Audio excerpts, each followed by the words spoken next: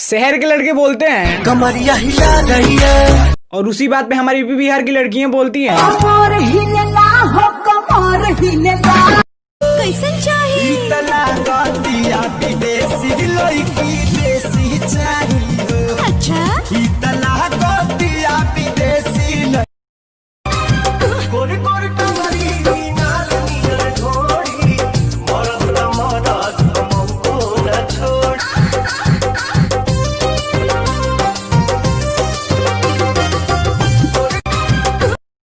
अखिया से नील हमारा भाग गइल बा, चुम्मा तोहर मुँहे हमारा लाग गइल बा, चुम्मा तोहर मुँहे हमारा लाग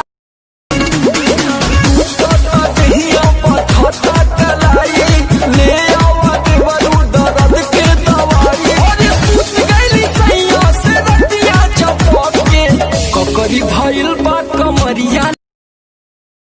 चल ठेला पर अकेला ले हम बीछी के हो, बोल का भाव बात हरा लीची के हो, बोल का भाव बात हरा लीची के हो।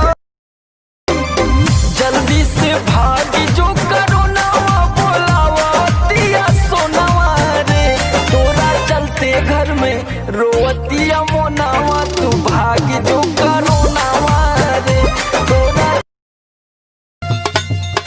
सूट सलवार रजाओ साड़ी चुभेला कमरिया में, लेला में कसी मजा दी गरमिया में।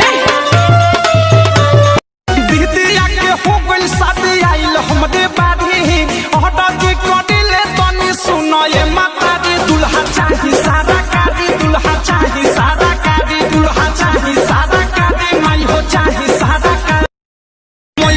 है बानी होड़ा लगई हसू पर जोड़ा, लाखों में होके सुनर चढ़त होके फॉर्च्यूनर, अपना ये बेटिया के जिंदगी सवार रही, दोनों पे कपाइब संग है डूडा बानी हम कुआं आई डूडा दुआ कटिए को दिन या तो 9 दिन भूखी नावा रात मैया बानी हम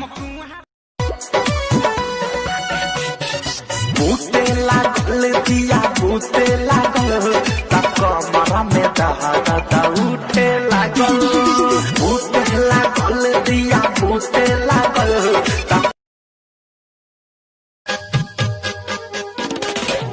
का जाने कवन जादू तो ना बकरा वाले पिया बाके हमारे ओ पिया भरम वाले।